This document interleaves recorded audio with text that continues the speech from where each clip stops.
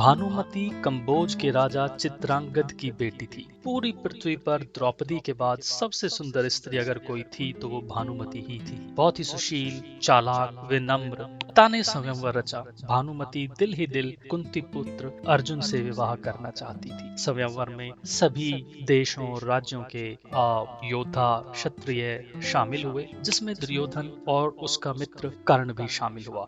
लेकिन अर्जुन वहां नहीं पहुंचे। भानुमति के काफी इंतजार करने के बाद दोस्तों, पिता ने समझाया कि जो राजा उपस्थित हुए हैं उन्हीं में से चुनना पड़ेगा, अन्यथा ये अपमान होगा आए गए अतिथियों का। जब भानुमति अपने लिए वर चुनती हैं हाथ में वरमाला लेकर, तो वो सभी वीरों के सामने से कुछ समय रुककर आगे बढ़ जाती है। इसी प्रकार जब दुर्योधन के सामने से जब भानुमति दुर्योधन के सामने कुछ समय रुकती है और आगे बढ़ जाती है, तो ये बात दुर्योधन को बहुत बुरी लगती है और वो गुस्सा हो जाता है और इतना क्रोधित हो जाता है कि जबरदस्ती भानुमति के हाथ से वरमाला अपने गले में डाल देता है। जितने भी वहां शूरवीर बैठे थे सब क्रोधित हो जाते हैं, अपनी तलवार खींच लेते हैं। लेकिन बावजूद इसके, क्योंकि कर्ण दुर्योधन के साथ थे और दोनों बहुत बड़े योद्धा थे, तो वो सबको हराकर भानुमति को जबरदस्ती उठाकर स्वयंवर से अपने साथ ले आते हैं हस्तिनापुर। और इस प्रकार दुर्योधन जबरदस्ती भानुमति से शादी करते हैं। भानुमति को जब लाया जाता है तो दुर्योधन तर्क देते हैं कि इसी प्रकार उनके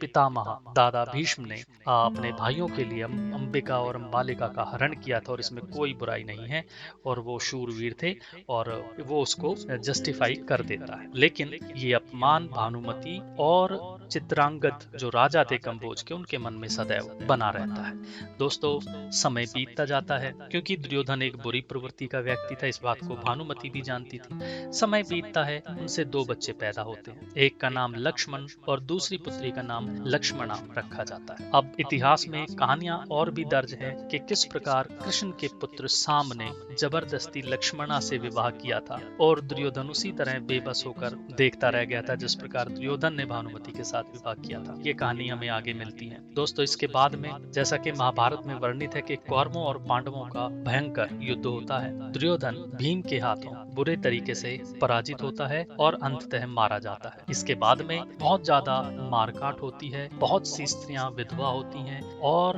असंख्य लोग इस युद्ध में मारे जाते हैं। दोस्तों, इसके बाद कौरवों और पांडवों में एक शीत युद्ध का माहौल सदैव बना रहता है। और पहले क्या होता था कि जब किसी के साथ मित्रता करनी होती थी तो उसके पास शादी का प्रस्ताव भेजा जाता था, या शादियां करने से रिश्ते मजबूत होते थे, दुश्मनियां खत्म होती थी। भानुमति इस बात को जानती थी और भानुमति अर्जुन के सामने ये शादी का प्रस्ताव रखती है ताकि कौरवों और पांडवों में आगे जो द्वेष है उसको खत्म करके और हस्तिनापुर को सही दिशा में ले जाया जा सके। ये सोचकर अर्जुन के सामने प्रस्ताव रखा जाता है, जिसको अर्जुन स्वीकार कर लेते हैं और ये अर्जुन का 8वां विवाह होता है भानुमति के साथ। तो दोस्तों, दुर्योधन की मृत्यु के बाद भानुमति दुर्योधन के साथ विवाह कर लेती। तो ये था महाभारत से उद्धृत एक प्रसंग। आपको कैसा लगा कमेंट करके जरूर बताइए। धन्यवाद।